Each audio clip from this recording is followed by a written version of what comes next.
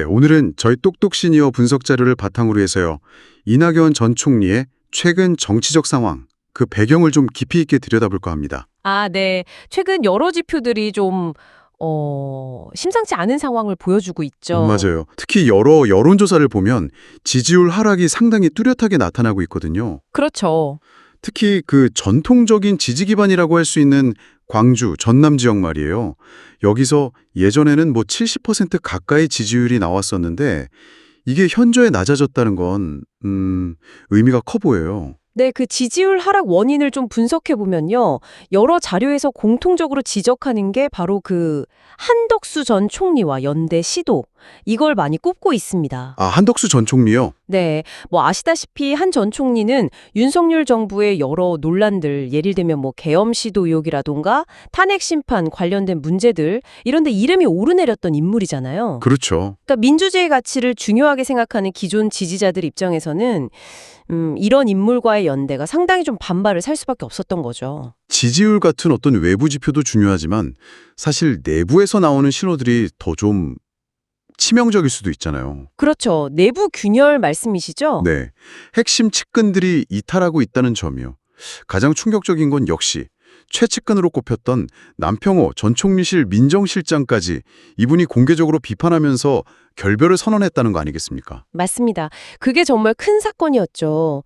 남 전 실장이 이낙연 한덕수 연대를 두고 국민에 대한 도리가 아니다. 이렇게 아주 강하게 비판했거든요. 와, 상당히 센 발언인데요. 네. 이건 단순히 뭐 정책이 다르다 이런 차원을 넘어서는 거죠. 정치적인 가치 또 신념의 문제로 번진 거라고 봐야 하고요. 그래서 이 전 총리의 리더십이나 정치적 판단 자체에 좀 심각한 의문을 제기하는 그런 상황이 된 겁니다.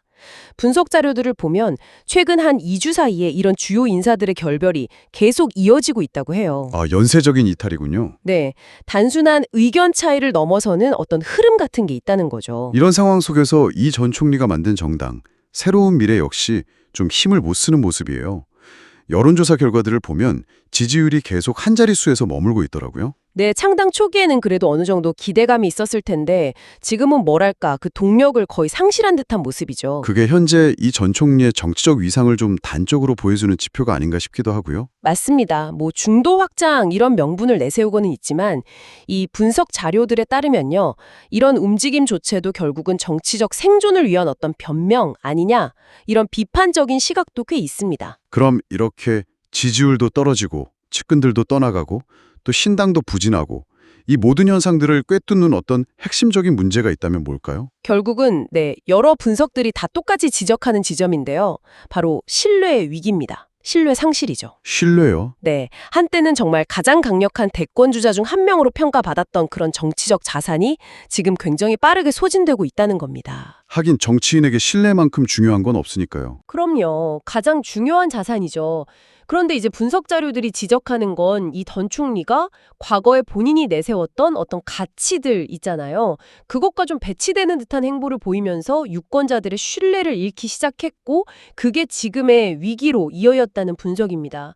유권자들은 사실 정치인의 그런 변화, 뭐랄까 때로는 변전이라고까지 해석될 수 있는 그런 행보에 굉장히 민감하게 반응하거든요. 그렇죠. 한번 돌아선 민심은 되돌리기 어려우니까요. 네.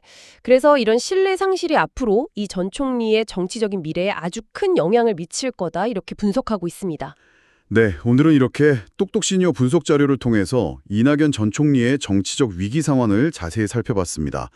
한때 정말 큰 기대를 모았던 정치인이 이렇게 신뢰를 잃어가는 모습을 보니까 참 많은 생각을 하게 되네요. 그렇죠. 앞으로 이 전 총리의 정치적 미래가 어떻게 전개될지 좀 지켜봐야 할 것 같습니다.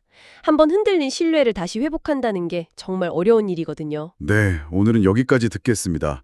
다음 시간에도 여러분께 유익하고 또 깊이 있는 정보로 찾아뵙도록 노력하겠습니다. 감사합니다. 아, 근데 문득 이런 질문이 드네요. 정치인이 가지는 어떤 신념과 또 현실 정치 사이에서의 타협, 이게 과연 어디까지 용인될 수 있는 걸까요? 한 번쯤 생각해 볼 만한 질문인 것 같습니다.